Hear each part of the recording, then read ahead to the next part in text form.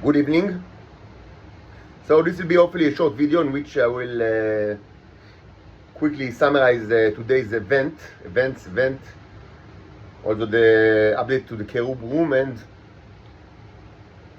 several short remarks regarding the historical remarks. First of all, we've added now the nose to the Titans.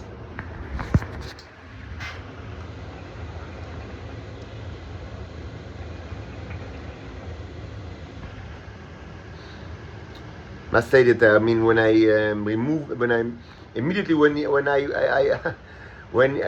take the nose, I breathe better. But one of the things that they've done to me many years, they just take my ability to breathe from the nose. Yes, just like that. Yes, they can do it, and they have done that. Yes, because it's not enough to take everything. They also need to take my body from me, my flesh. We've also added them in these, maybe it's kind of relatively new paintings of on the red. It looks like arable life forms, like on red background. Of course, the red background signifies bodies. Like living creatures who have a little bit different, but the same kind of, the same idea, like all sorts of like life forms inside the red background. And most importantly, we've updated the construction. Yes, I bought the Hanukkah candles today and the wax, but it will not be used probably soon. And if it is to be used, it is to be used only on glass containers, which signifies my own kind. But it's not urgent. My problem, I don't need to add something to myself. I need to stop the Nazi criminals. Most importantly, no more adding of not adding any kind of oil or Neros to the metal and clay containers. Just a little bit, just white candles that I still have from the Hanukkah box, just white, just for the burn and for the construction, and mostly just I took things from the clay to the metal and from the metal to clay back. From now on, they will feed each other. It will no longer be the case that the metals the Titans take from me and give to the Homo sapiens freaks. No. They take from each other, take their blood from each other, take their semen from each other, do whatever they want, fuck each other, don't fuck each other. I don't care. That's the deal. And of course, I've added the life forms and also the fascist, hip.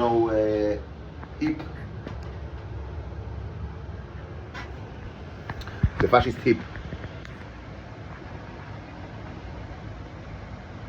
Today, when I went back home after groceries, so the whole apartment is the wreckage. It's all like they can't like sell. They just wrecked everything. Everything is like it looks much worse than it looked like even like when I took the video of the Fermi Paradox Compendium. Much worse than even before. You can barely walk. So I wanted to take a shower after I went. I was outside. And so I just cleaned the floor of the showers a little bit so I can take a shower. And when I went to my room to take my bag with with clothes and soap, immediately one of the pedophile freaks, of course he received the order from his operator, he just ran. Was running into the shower, took a lengthy shower, and then everything again is just wreckage over there, and of course water on the floor because the robot, I should clean after him. That's their main objective, that I will be their mattress, their shoe. And from their perspective, the thing that signifies the best is that if you clean after them. That's how they think and that's how they act. So no, the immediate retaliation is the removal of the nose as well from the Titans, because of course we do not deal with microbes. You should understand that the microbes are treating us like that. the Titans, the operators pay, and they pay with the nose, and also added all sorts of new life forms to the metal containers. If they had any problem with that, I mean, they would have not sent the pedophile minions to make him to make me their servant. No. Although it should be said that in a day or two, I mean, I should pay the rent, and I have zero money, and of course, probably I don't know what's going to happen. Maybe I'll be kicked to jail again. If so, it's probably what's going to happen. I have no money, and so I'll be kicked to jail. Should be said that, I mean, the last two times that I spent time in jail, 16 days each time, or 10 days and 16 days, and there was a tremendous increase in radiation. In general, there is a mechanism that if I'm in jail, the radiation increases tremendously. So this contributed immensely to the Chernobyl event. Of course, not with me, but with my predecessor. And it is known to be like that for a long time. Not that it stopped them from incarcerating us, because they are smart. So most probably, I mean, now I'll be sent to jail, and this will be not only the end of Israel, but the end of many other states. There is another hearing for me in December 4. I don't feel well, and I don't think that I will be able to show to this hearing. They can do whatever they want. They can send cops to take me using force. Again, most probably by then there will be no humans alive in Earth.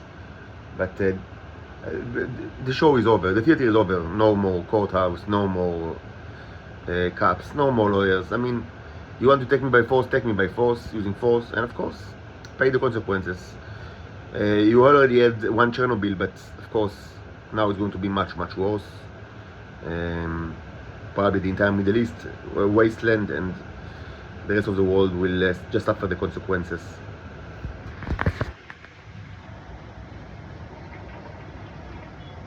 Yes, the Chernobyl event was directly related to the radiation, increasing radiation. Everybody knows that in the intelligence communities. But they like to, that's the reason why they don't just, put me in jail since I was born, and they take my flesh from me. That's why, the whole idea, the paradigm, the American paradigms that the Israelis and the Americans, sort of together is that, okay, we cannot just incarcerate him because we'll get another Chernobyl, and we cannot kill him because we need him for the Titans to, have the robots, the T, which is a drug, and also the source of the radioactive isotopes that the Americans like so much. So what we can do is to trick God. We will use all sorts of psychological machinations that will, of course, make him our mattress without incarcerating him or use force directly, but also we will use force from time to time because we want to check the boundaries. So we can make him homosexual and all sorts of things like that. So it doesn't work because I'm not homosexual and I'm not their mattress. So they created videos that, portray me like that because it's almost the same from their perspective. Anyway, still it doesn't work. But they don't change this paradigm because it's the only paradigm that presumably let them, the Americans and the Israelis, on the one hand get everything from me, and on the other hand treat me, as a shoe on a mattress. Because they want to crucify God, but on the other hand they don't want to suffer the consequences. And according to the soul, the only way to do it is using psychological manipulation. And if there is no evidence that show any kind of that it actually works, so maybe we should try harder. So try harder, no problem. I'm not going to be your mattress or your shoe, and if it requires another Chernobyl, but this time the Middle East will be gone, no problem at all. No problem at all. No problem. That's what you want, you will get it. A Chernobyl, but after this Chernobyl, nobody will remember, what was Chernobyl. Besides historians, everybody will know what is Tel Aviv. Nobody will remember what is Chernobyl. Everybody will know what is Tel Aviv. It will be, of course, Tel Aviv, the major event that destroyed the Middle East. When, it was a nuclear reaction that destroyed the Middle East. Nobody, some people will know, the historians will know that, Yes, 40 years before, I mean, there actually was another event that called Chernobyl, but much smaller scale. But in the public, nobody would remember Chernobyl. Everybody would remember Tel Aviv. No one would remember Chernobyl. After, I mean, and it will happen in a couple of days because we are done with the shows in the theaters. It will just happen in a couple of days. They always feared that's going to happen, the Israelis and the Americans. That's why, I mean, they have this whole charade of psychological manipulation, this huge charade, because of that, because they want to make God their shoe, their slave, but they don't know how to do it without violence, and they know that violence will cause Chernobyl. Of course, not only Chernobyl. As I said, during the 80s, the early 80s, tremendous amount of people died in Israel. Now it should be said, regarding the Titans, most of the Titans live in Israel because I don't know how many Titans live abroad. I always said, I mean, I know nothing about them. At best, they know nothing about nothing. They're just, I mean, I don't know, secluded monks or nuns. And at worst, they just, I mean, cooperate with the Israelis, and de facto they're Nazis like that, just like the Israelis.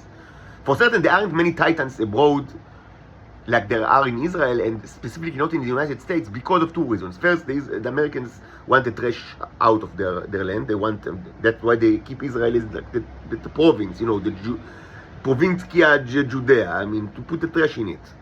And second, because if they had all the Titans in the United States and the other strong countries, why do they need Israel for the radioactive isotopes? I mean, presumably, and of course they need them, the Israel. I mean, otherwise, why does Israel exist? I mean, Israel is not, I mean, they don't do anything here. I mean, it's like they are all either lawyers or work in the military or in the Shabak, the Mossad, or real estate agents. I mean, nobody manufactures nothing in this place. And of course, they don't grow anything. I mean, nothing at all. So, I mean, this place couldn't exist. I mean, the economy of Israel couldn't have existed without these radioactive isotopes. So, for certain, I mean, most of the Titans live in Israel. But that doesn't mean that there aren't some abroad, but several abroad, but I don't know how many and what's their whereabouts. Again, at best, they don't know nothing about nothing. I mean, I don't know, maybe they just, I mean, live as human beings, but people just tell them that there is a problem with sex, and other than that, I mean, just, I don't know what, nuns, they're just nuns. And at worst, they cooperate with the Israelis in every way. And de facto, they are Israelis and Nazis.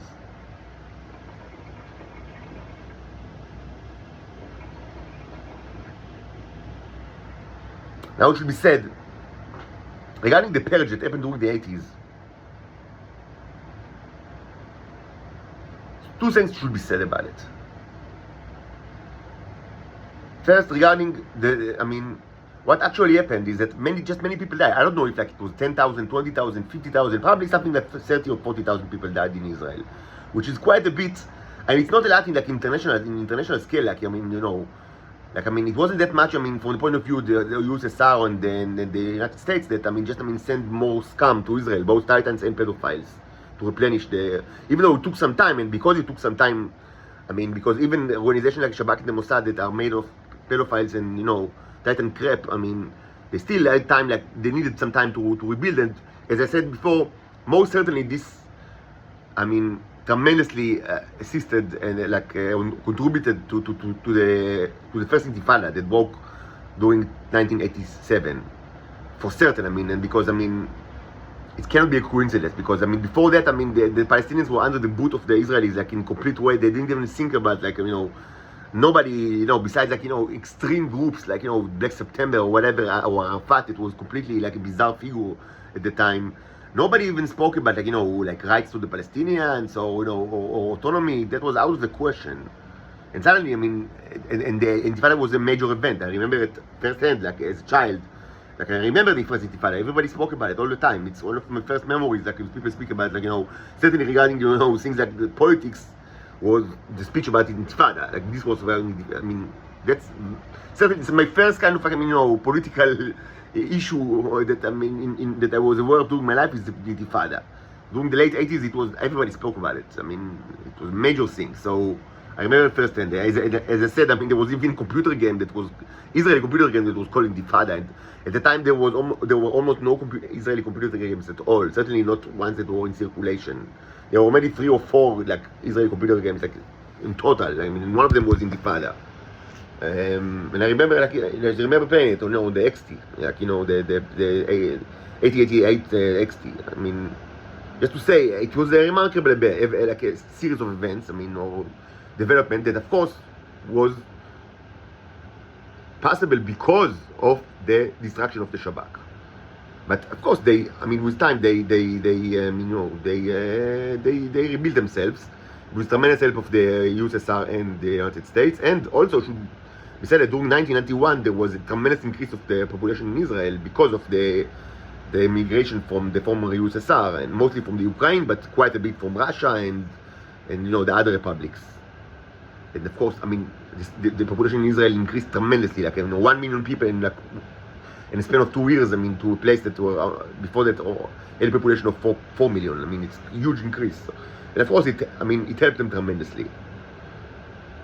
Now, we didn't want. You can ask. But what about the purge during? How could so many people die without leaving a trace? Or without leaving any kind of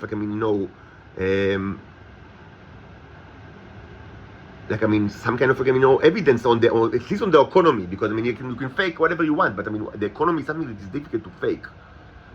So I would say that of course it left a remark, and I will explain. First of all, things like GDP, these people didn't do anything. You see, it's like today. They were pedophile scumbags, and all sort of the scum of the earth. Yes, as I said, they were different, from the people of today, in the fact that they were, let's put it on the table, Ashkenazim, and they were tremendously more cruel and somewhat, more intelligent and more educated. Because the people of today, it's the bottom of the barrel. They're somewhat less cruel than before, even though they're still very cruel, and they are, they are just animals. Just to say, the title operators, the females, are now kind of the minds of the Shabak and the Mossad, and they're 16-year-old, the mentality of 16 years old. But it's quite a lot because these people, they have a mentality of at best 12 or 11 years old. So these are the people. It's the bottom of the barrel. And of course, it didn't affect GDP because, they didn't do anything. But one thing that it certainly affected is real estate prices. You need to understand, in Israel, real estate always, almost always just, is going up in price. To affect that during that generation, it became almost like a feudal society, because during the last 20 years, what happened is that the prices of real estate went so high, certainly, in the center, but everywhere, that, young people cannot just, buy an apartment by themselves. It's impossible. Almost impossible. So, almost all of them, rely immensely on their parents and people don't like to live indefinitely in rented apartments. In Israel, it's the culture that everyone should have an apartment at some time during his life. So people, rely on their parents tremendously. It wasn't always like that. This is something that is true during the last 20 years. It wasn't always like that in Israel, not at all. But because of that, it means that, tremendous, your place in society tremendously, is kind of set by your accessibility to real estate and by who are your parents. And you could say that, it was always like that during the history of humanity, but it's not true that it was always like that. In Israel, it wasn't always like that, and it's certainly like that now. That the whereabouts of the person in life, what happened, in his or her options, and his socio-economical state is mostly dictated by his parents. Yes, it was like that throughout the history of humanity. But it wasn't always like that in Israel and not in other places as well. And it's certainly like that during the last 20 years. So it's kind of like a new feudalism. That your place in society is dictated by your accessibility to real estate, which is, directly linked to who are your parents. But even before this kind of development of the last 20 years, almost always, I mean, it was difficult to buy an apartment in Israel, and it was always like, you know, people, I mean, took like huge mortgages, and this is objectively truth, and it's determined by the average price of an apartment that is sold, I mean, divided by the number of the average salary. And if it's more than 100, then it means that it's difficult to buy real estate in this country. And in Israel, it was always much more than 100, and probably now it's more than 200. So it's an objective number. It's not something, you know, just, I mean, you know, this is the economic, you know, parameter. It was like that it was always very difficult to buy an apartment. In the last 20 years, it became much more difficult even than ever to a point that, I mean, society is now like feudal. But even before that, it was always difficult. And I mentioned Salah Shabati, the movie, like, I mean, one of the videos that I played during the last couple of days. So it's a movie. It deals with the 50s, and like, I mean, the main kind of like dream of the protagonist is to have an apartment because he lives in Ma'abara, which is like, it's like, you know, like a tent, like, you know, like a park of tent, like, I mean, you know, a refugee camp. And in the end, he receives an apartment, like, you know, from the government. So it was always like, I mean, you know, and this is the most popular like movie in the history of cinema of Israel. Like, half of the people of Israel, I mean, went to the cinema to buy a ticket. Like half of everybody, not just, I mean, half of the adults or half of the, like, you know, the secular, you know, sector. Everybody, half of everybody went to the cinema to buy a ticket. It's by far the most like popular in history of Israel, and I mean, it's at an international record. So it deals with just exactly this issue: social workers and their cruelty, and, you know, and like how difficult it is to get an apartment, and other things that, I mean, were always like, you know, in the Israelis, like, you know, gestalt, always like that. So always prices of real estate always, I mean, just climbed in the history of Israel. It was always tremendously difficult to get an apartment, but not always. No, not always. Almost always. No, not always, almost always.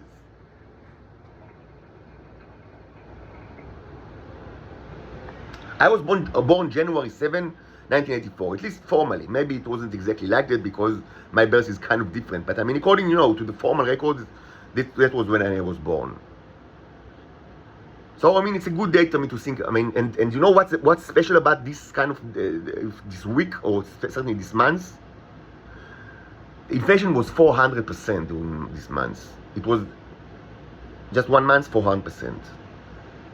There was nothing like that in the history of Israel. And this was after 83, that was a year of tremendous inflation. Historical inflation that it wasn't, there was never like something like that before or after in the history of Israel. Which, I mean, yes, indeed, not that long history, but still. It was the most difficult economic crisis in the history of Israel, and prices went out of control. People just, I mean, you know, bought, like, I mean, whenever they got the salary, just, I mean, bought food for the month because they didn't know what would be the prices, like, you know, tomorrow. I was born just on that month. It was, I mean, just the highest, I mean, of all of inflation. So it was a crisis. Some say solved, you know, by all sort of like economics, like Stanley Fischer, but that doesn't really matter. But I mean, there was a huge inflation. Now, many times when you speak about economy, it's difficult kind of to be drawn in numbers, like to speak about inflation, GDP, and solution and remedies, you know, and to speak about also things like, you know, the nationalization of banks that happened during the time, like, I mean, because the banks couldn't, like, I mean, you know, they went bankrupt, and so the people didn't have money. So I mean, so the government just nationalized the banks. It was a bailout, just in somewhat, I mean, similar to things that happened in the United States during the famously the crisis of 2007, but on a much greater scale relative to the population. Of course, smaller scale, absolutely so, but in relative, I mean, it was like a huge, I mean, it was nationwide. But I mean, when you speak about all sorts of things like, I mean, nationalization of the banks and inflation, GDP, it kind of like, I mean, it's all sorts of like, I mean, things that mask the reality, like what actually happened. What actually happened to the people? Yes, I mean, it was, I mean, 83, 84 was the time that, I mean, it was kind of like from the consumer, like, you know, from the little consumer, the small person, it was like a difficult time because they always needed, like, you know, to run after the prices, because I mean, of course, salary is also up to date, but I mean, you always need to run to buy everything, in advance, just because you didn't know. I mean, by the end of the month, I mean, your salary, I mean, effectively you're like 25% salary from the beginning of the month. So people just bought food, like in bulk, like for at least for a month, and things like that. But okay, so I mean, after, I mean, it was stabilized, and I mean, things pretty much went pretty well. And during the 90s, there was actually a boom in the economy in Israel, which is not which, I mean, coincides with, of course, the boom in the United States and other places, like during the 1990s. It was a very good time for the economy. But all of this is kind of like, it masks a reality, because a lot of very important things happened that, I mean, during exactly this time, which means before, during the years like 80, 84, 85, 86. Something very interesting, actually, just during these years, after the huge inflation and nationalization of the banks. What's happened is a tremendous amount of people, including my own parents, but it's not just them, tremendous amount of people were suddenly able to immediately just pay their mortgage, mashkanta, which is like a huge thing in Israel. Mashkanta is like the mortgage on the house, and like it's kind of like an institution in Israel, because I mean, it was always, as I said, so difficult to buy an apartment, and it was always, I mean, people always wanted to buy an apartment. So I mean, they took like mortgages for 20 or 25 years, but now they even take for 30 years. Like people of my age even take mortgages for 30 years. So mashkanta was all, I mean, and so it's and which means that it's like the bulk of, I mean, or a huge part of the salary is going to the bank, for the mortgage bank, for the next 30 years after they marry and buy the apartment. This is the standard in Israel right now. It's not something like peculiar, but it was always like that. I mean, that people took very long like mortgages for 20 years or something like that. Now it's 30 years, which is insane. But anyway, it was like that. I mean, during the 80s and even the 70s. But I mean, immediately what happened is a tremendous amount of people in Israel were able to just, I mean, pay their like, I mean, just pay their mortgage and just get an apartment very, very quickly. So effectively, what happened is that, I mean, in a very short span of time, during the middle of the 80s, tremendous amount of people, like, new, relatively, like, mostly, like, newlywed people or like young couples, were able to acquire an apartment. Even in places like Ramat Aviv Gimel, which I said that, I mean, yes, during the time it wasn't as lucrative as it was later. There was a very quick gentrification in Ramat Aviv Gimel. So it's not like, I mean, but I mean, de facto, my parents were able to build like, to buy like apartment in Ramat Aviv Gimel, even though they were never rich and even not even close to it. And after the gentrification, when I was like a child, they found themselves in a situation that, I mean, they were living like among rich people that, I mean, and they felt out of place, and they left Ramat Aviv Gimel. I mean, most of my childhood was not spent there, but as I already mentioned, but in the old Ramat Aviv, which is adjacent, also a very good neighborhood, but I mean, not like Ramat Aviv Gimel. But I mean, just to tell you, I mean, young couples were able to, I mean, buy an apartment in Ramat Aviv Gimel very quickly. And they were never rich, and they were always salaried men, like salary people, and worked like in the academy and things like that. I mean, to say, I mean, people that, I mean, today couldn't have, I mean, people like, young couple of their kind of social strata today couldn't, like, I mean, even dream about like buying, apartment in Ramat Aviv Gimel. It's ridiculous to even think about it. Like, I mean, there's no way, not now and not ever in their life. Like, I mean, it's this is a joke. Like, if you like think about people like, I mean, like my parents doing, I mean, of the age of my parents during the mid of the 80s, with their kind of like, that work in the academy, or things like in junior kind of positions in the academy, or even senior position, and you will I mean, and you will tell them, I mean, do you think about, like, then they were just getting married, or maybe they have like one child or another on the way, and tell them, did you think about buying like an apartment in Ramat Aviv Gimel? They would be kind of burst in laugh. It's ridiculous. I mean, so yes, I mean, there wasn't gentrification. It's not the same in Ramat Aviv Gimel, but the thought is ridiculous today. You don't buy an apartment in Ramat Aviv Gimel unless your parents are rich, very rich. It's out of the question. So what actually happened? Because it wasn't just Ramat Aviv Gimel and my parents. There were many people, tens of thousands of people, that were able to, I mean, just pay their mortgages very quickly, and again, things like mortgage and and GDP, inflation, it's comes from numbers and fiscal entities that cloud the actual reality. So what was the actual reality? The actual reality was very simple. I mean, beyond all these kind of ambiguous in terms like, that people like, the small people don't understand. What I mean, in reality, what happened is that there were actually many apartments to be sold to people, mostly to young people. In a very short time, tremendous amount of apartments just vacated. So these people were able, during the middle of the 80s, to buy apartments very quickly. And I mean, of course, it's hard to put it into numbers because of the raging inflations and the nationalization of the banks and all sorts of So, but in reality, what actually happened is it was a huge decrease, tremendous decrease in the price of real estate, and this decrease was not available to everybody, because yes, mostly people that had more relation to the security sectors or the Shabak and the Mossad, like my parents.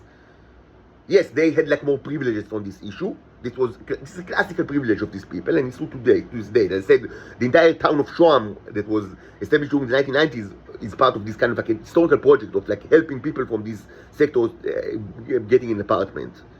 So, and it was always like that. But be it as it may, so it wasn't so this kind of privilege was not spread evenly throughout the population, but for a significant part of the population, it was suddenly very, the actual, the real price of real estate was tremendously cut in a very short span of a time. And they were able to get apartments, not only in Ramat Gimel, but many other places all over the, mostly they already had these apartments, but the mortgage, became much smaller. But of course, this couldn't happen if, it couldn't happen if other apartments were not vacated during the time. So, how can you explain it? In such a short amount of time, so many apartments were vacated, and it was actually so easy for many people to buy an apartment, and it happened just during the middle of the 80s. And this is unique in the history of Israel. Any other time, prices of real estate just go up, and as I said, in just 20 years, tremendously, quicker than even before. But it was always a problem since the 1950s, as I said, Sar Shabati, always a dream, getting an apartment, getting just, just kind of a fantasy for many people, for poor people. So what happened? How come so many apartments, tens of thousands of apartments were vacated, so quickly during the middle of the 80s? So what happened? Was there a plague? So yes, there was a plague. There was a plague. The plague that was initiated by the Starship. Probably only one Starship, not like that you have the whole fleet above your head. But yes, they radiated the Israel and other places as well, and tremendous amount of people died. Mostly the tea eaters. And people that were moderate tea eaters, like my parents, did not die, but they suffered from health consequences, and they carry those health consequences to this day. 40 years, they're still alive, and they still carry these consequences. And they couldn't have children. Of course, I'm adopted, as you understand, and all sorts of sexual problems, and tremendous amount of problems. But they were the lucky ones. The unlucky ones were all dead.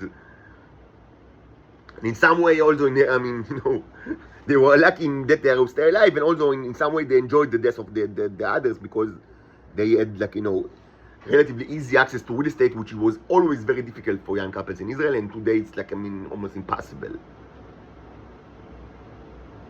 So yes, of course it's left a huge remark, and you can see it in the issue of real estate during the 1980s. That was in the middle of the 80s, that was a unique circumstance in the history of Israel. Now, a second issue that should be mentioned is, and this is also related to the generation of my parents. You obviously, what you learn from the 1980s is that humans cannot be punished, and you cannot punish humans. You just need to terminate humans, because what happened to this generation? Did they learn anything? Did it change their way? No. You see, they only treat me worse. They only subjugate me worse. They only, their ego is tremendously higher, and the crimes, against Venusians only get even worse and worse, and especially against me and my daughters. So they didn't learn. And the new Shabak and the new so the new Mossad is kind of like an American thing, so it's not the same as before. The Mossad is now tremendously different than before, because it's not an Israeli body, it's like an American body now. But regarding the Shabak, so are they different? They are different in their capabilities. That they are now just, they are it's come of the earth even more than ever. But They are cruel. I mean, they're still cruel. They still, I mean, they do their crimes because that's humans. I mean, if you punish them, I mean, if they're dead, they're dead. But the ones that survive, like, and only with punishment, they don't change. They don't say, okay, we learned our lesson, now we'll change. No, they only become like even more terrible, and they think that, I mean, yes, let's even, like, you know, let's take revenge on this poor little you know, child and this innocent man and his daughters. And maybe when we'll take revenge on him and his daughters, it kind of prove that even during the 1980s, I mean, we were actually, I mean, you know, justice was in our side, and the poor aliens, I mean, just, I mean, and the evil aliens just, I mean, you know, radiated us without any cause, and because, and they are so evil, these aliens. They don't think for a second that, I mean, maybe they should have changed their way. No, they're only getting worse. So, from my, I mean, perspective, it's just, I mean, another kind of like a proof that, I mean, you cannot punish humans. You cannot. I mean, you need to terminate, you know, to retire them, I mean, with extreme prejudice. With extreme prejudice. Whatever you will do to humans now, if they stay alive, they only torture me and my daughters even more. They will not change their way. They cannot change their way. So yes, I mean, the entire state of Israel should be terminated with extreme prejudice, and so is the United States. Of course, it will take longer, but it will be done.